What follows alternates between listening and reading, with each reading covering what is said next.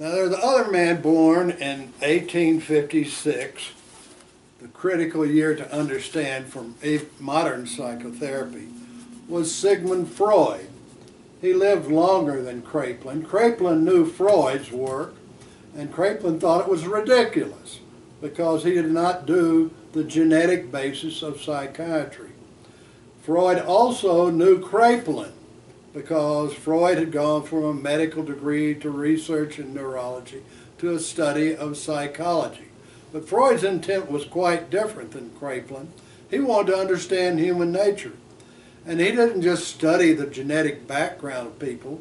He had them come into his office, and he invented talk therapy. Now, Freud's theories had their mistakes in them as he began to develop, and I'll explain this quite explicitly as we go along. But he invented talk therapy, which spread throughout Europe to academic institutions where the Jews were the leading thinkers, very frequently in Germany, Austria, Hungary, France. These were the leading institutions, and they picked up at that time the theories of Freud. He was wrong about the sexual etiology for every neurotic illness, but he was very right in terms of dynamics. And it's interesting to read his material because he tries to put his dynamics, or the flow energy that goes through humans, like they will transfer a problem, a wound from early childhood onto somebody later on in their life. So if in childhood they were sexually abused, later when they get married, they will transfer that to their marital partner. Not immediately, but later on that will be a primary theme, the transference. So transference is one of the dynamic themes that Freud developed. And he kept trying to show his dynamic themes in the categories of Emil Kraepelin. I did not think he was successful in doing that. And so what happened is psychoanalysis, his system, developed separate from the Kraepelinian system, and in the 21st century we have these two various systems of doing psychotherapy. Now, Kraepelinians will be able to get insurance money.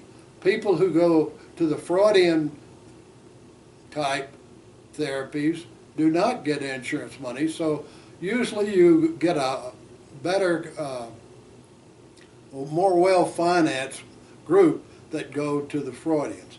Freud's theories spread because of Hitler, because the Jews, the brilliant Jews, had to go throughout the world. They went to South Africa, Argentina, Canada, America, Britain, and they carried psychoanalysis. And they engendered institutes where they began to teach Freudian dynamic theories.